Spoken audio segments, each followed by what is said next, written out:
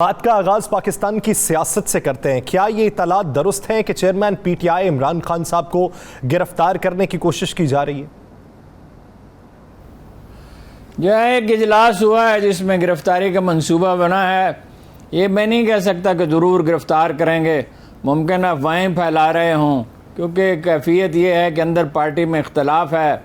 इरादे बांधता हूँ, सोचता हूँ, तोड़ देता हूँ, कहीं ऐसा ना हो जाए, कहीं ऐसा ना हो जाए। डर भी बहुत रहे हैं, गिरफ़्तार करना भी चाहते हैं, मुकदमे पे मुकदमा हो रहा है और इस बात से खौफज़दा हैं कि भाई गिरफ़्तार करेंगे फिर भी इलेक्शन तो वो जीत जाएगा और फिर क्या करेंगे, पार्टी पे पाबंदी लगाएं। ये कोई अदालतें हैं, अदालतें कोई इनकी तरजीहात की पाबंद तो नहीं है, जो ये चाहेंगे वो हो जाएगा। लेकिन जज्बा इंतकाम उकसाता है तो फिर मंसूबे बनाते हैं। गिरफ़्तार करना आसान नहीं है, उसके बहुत संगीन नतायज होंगे। और जैसा मैंने अर्ज़ किया, मैं क्या वो अपना जो हुकूमत के हामी बड़े बड़े अखबार नवीस हैं वो कह रहे हैं कि 2/3 मेजॉरिटी ले जाएगा। तो ये कहते हैं भाई इसके हाथ पांव बांधो, नवाज शरीफ को आने दो। शहबाज शरीफ नाकाम हो गए, मरीम नवाज नाकाम हो गई, सैलाब को संभाल नहीं सके, इलेक्शन का आगे वो ज़िमनी इलेक्शन आ रहे हैं, उससे भी मेरा अंदाज़ा कि भागेंगे। अगर नहीं भागेंगे तो 9 की 9 सीटें अगर वो जीत गया या 9 में से 7-8 भी जीत गया तो फिर इनका क्या होगा। डरे हुए भी बहुत हैं, इंतकाम भी लेना चाहते हैं, कंफ्यूज हैं, कुछ समझ में नहीं आ रहा है इनका क्या करें। हारून साहब, आप समझते हैं कि वफाकी हुकूमत में कोई इत्तेहादी ऐसा भी है जो ये मशवरा देता हो कि गिरफ्तारी से बाज रहना चाहिए? ये तो मुझे मालूम नहीं, पीपल्स पार्टी सरगर्म नहीं है। अलबत्ता मौलाना फजलुर रहमान जो हैं वो उन्हें बड़ी बेचैनी है कि जल्द से जल्द उसको गिरफ़्तार किया जाए और हर रोज़ एक नया मुकदमा बनाया जाए। वो जो उन्होंने कहा था ज़मीन गर्म कर देंगे, उस वक्त इसकी ये ताबीर की गई थी कि शायद वो अपने मदारस के लड़कों को मैदान में लाएंगे, कोई अपना तशद्दुद का रास्ता अख्तियार करेंगे। लेकिन अब ये वाज़ेह हो रहा है कि वो मुकदमात चाहते हैं, हर रोज़ एक नया मुकदमा हो जाता है, या मुकदमे जैसे दहशतगर्दी का मुकदमा नई दफ़ात उसमें शामिल कर दी जाती हैं। तो मौलाना फजलुर रहमान बहुत बेचैन हैं, नवाज शरीफ साहब बेचैन हैं इसके लिए, मरीम यही चाहती हैं, शहबाज शरीफ का पता नहीं क्या चाहते हैं, इसलिए कि वो हालत उनकी अच्छी नहीं है। आपको पता, बात करते करते भूल जाते हैं, शेर भूल जाते हैं, कोटेशन भूल जाते हैं, वाक़या भूल जाते हैं।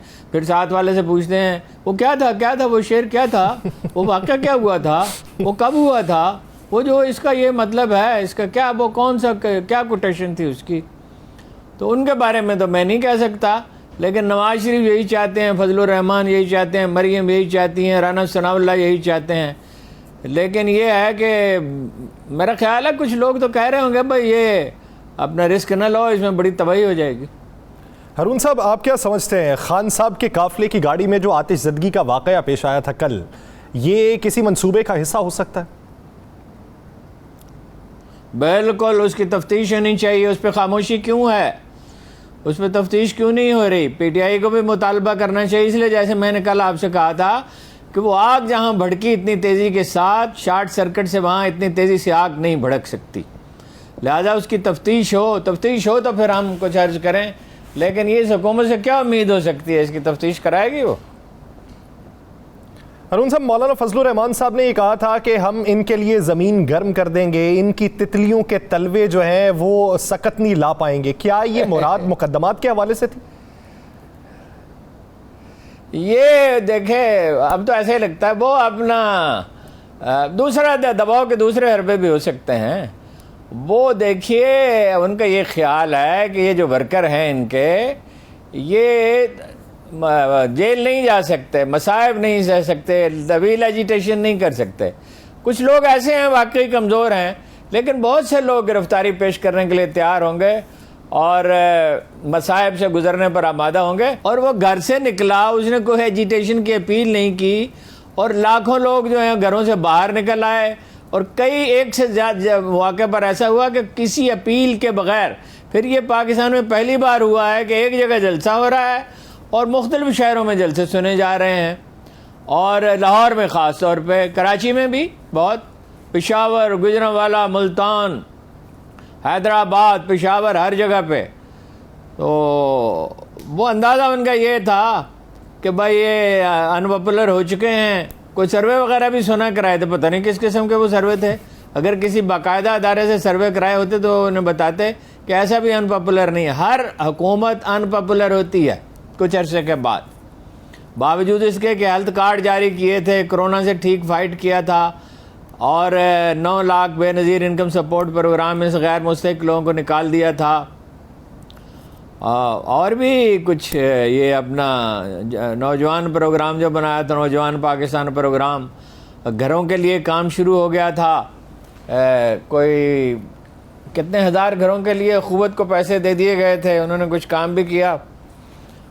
इसके बावजूद बहरहाल हुकूमत कोई ज़्यादा पॉपुलर नहीं होती। पॉपुलैरिटी का पता तब चलता है जब इलेक्शन का मरहला है या किसी को हुकूमत में से निकाल दिया जाए। तो पॉपुलर तो बहुत था, गलती इतनी बड़ी की और फिर उसके बाद ऐसे इक़दाम किए कि उसकी पॉपुलैरिटी में हर रोज़ इजाफा होता चला गया। तो ऐसी एक कमज़ोर लरसती हुई हुकूमत है जो अपनी रिट कायम नहीं कर सकती और ख्वाब देख रहे हैं पंजाब हुकूमत को ख़त्म करने का।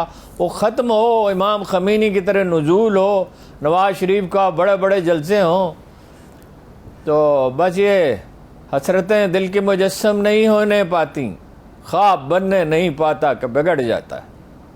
हारून साहब, फर्ज कर लें अगर गिरफ्तारी होती है तो उसके नताइज क्या देखते हैं? नताइज लोग सड़कों पे होंगे और क्या नताइज होंगे उसके, एजिटेशन होगा। और इसके बावजूद वो फर्ज कीजिए वो उसे जेल में रखने में कामयाब भी हो जाते हैं।